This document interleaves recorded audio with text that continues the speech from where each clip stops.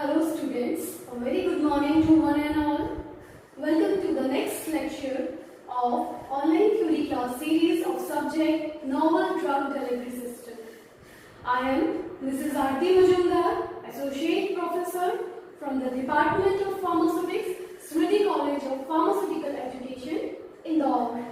Dear students, in continuation of our discussion over various microencapsulation techniques, today we are going to discuss another technique of microencapsulation, that is polymerization method. This polymerization method is relatively a newer technique which is used for microencapsulation purpose. This method utilizes polymerization techniques at the interface of core and the continuous phase in which the core is dispersed to form the protective covering of an polymer of an insoluble polymer over the surface of the core particles. The method involves the reaction of monomeric unit at the interface between the core particle and the continuous phase in which the core particle are dispersed. Student, core particle can be in liquid and they may be in solid phase, solid state, and the continuous phase in which these core particles are dispersed, it can be liquid phase or gaseous phase. So, the polymerization reaction could occur at, if the core particles are solid, then polymerization could occur at solid liquid interface or solid gaseous interface. And if the core particle dispersed in continuous phase, they are in the form of liquid droplets, then the polymerization could occur at liquid-liquid interface or liquid gas interface. So, dear student, this polymerization technique, this can be of two types, that is interfacial polymerization or it can be in situ polymerization. Example of, let's take the example of interfacial polymerization. It is formulation of perl selective microcapsules of urease. Urease is an enzyme, it is a protein. It can be microencapsulated with the help of interfacial polymerization technique. The methodology involves incorporation of protein into aqueous solution of a diamine. In this interfacial polymerization, protein, that is urease, it is incorporated. It is dissolved. It is incorporated in aqueous solution of a diamine. In this case, hexane diamine solution is used.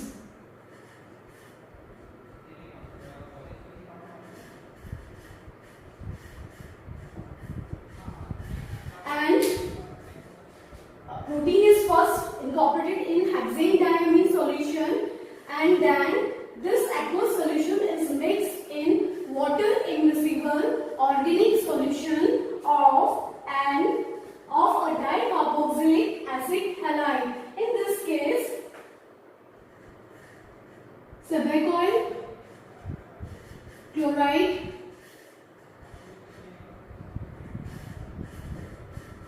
is utilized. Now, what happened? Diamine, this hexane diamine, it has solubility in both aqueous phase and as well as in organic phase. So, because of this, diamine molecules, they diffuse out of the aqueous phase and mixes into the interface at organic phase at the interface. There, the polycondensation reaction occurs between the two molecules which result in the formation of polyamide.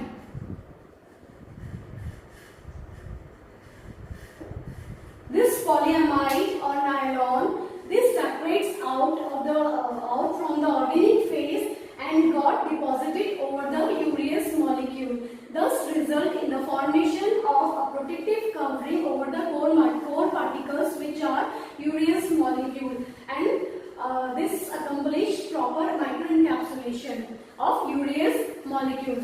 Now, this nylon or polyamide membrane coating so formed, it has firm selective nature, that is, when administered into the body, it doesn't allow macromolecule to pass through it. So urease cannot go out of the microcapsules, but the small molecules such as urea, they can enter into the microcapsules and it can be metabolized into the ammonia. So this is an example of interfacial polymerization. Now, in situ polymerization. In this method, in situ polymerization, no reactive materials are added to core material phase. That is, polymerization reaction occurs exclusively in the continuous phase. In the continuous phase in which the core particles are dispersed. Here, in the continuous phase, monomers are dissolved, and due to the reaction between these monomers, which result in the formation of a polymer which is insoluble in the continuous phase. Dear student, monomers have solubility in the continuous phase. They are in the dissolved state in continuous phase, but after polymerization reaction, when the polymerization reaction is completed or polymerization reaction proceeds, the polymer, it starts separating out of the continuous phase and simultaneously depositing onto the core particle surface, thereby accomplishing the microencapsulation process by forming a protective covering over core material. An example of in situ polymerization is for encapsulation of cellulose fiber with polyethylene. In this, ethylene monomers are added, which results in the polymerization and in the formation of polyethylene. So, cellulose fibers, they are encapsulated with the polyethylene coating. So, student, this is all about polymerization techniques which are used for the microencapsulation purpose. Dear student, we have covered overall microencapsulation unit.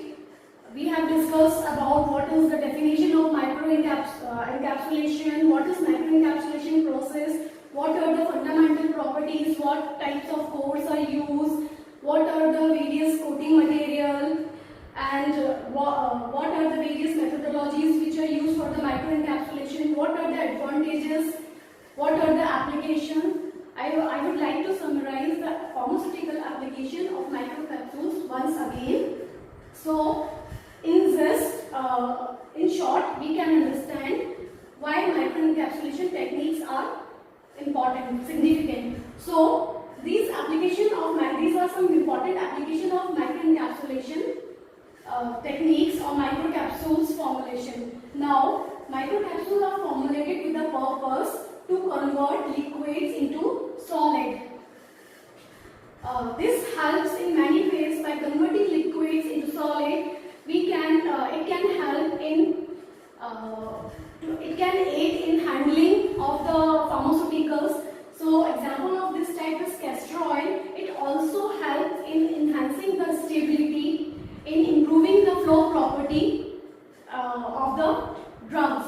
Then again, to improve the flow property, that is thiamine, riboflavin. Then microencapsulation it is also significant because it can enhance the stability of the drugs, stability of various vitamins. If vitamins, it can be enhanced when they are encapsulated. For example, vitamin A.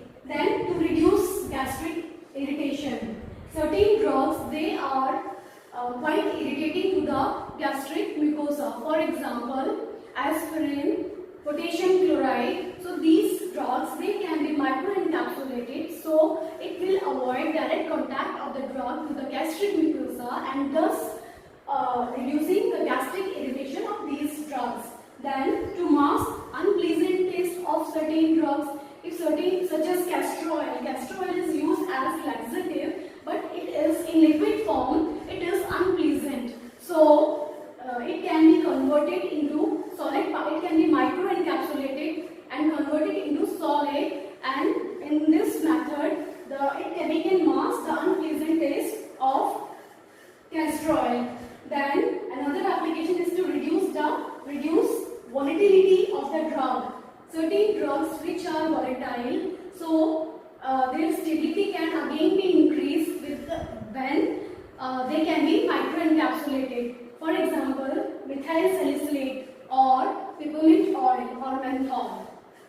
So dear student, this is all about microencapsulation. Thank you.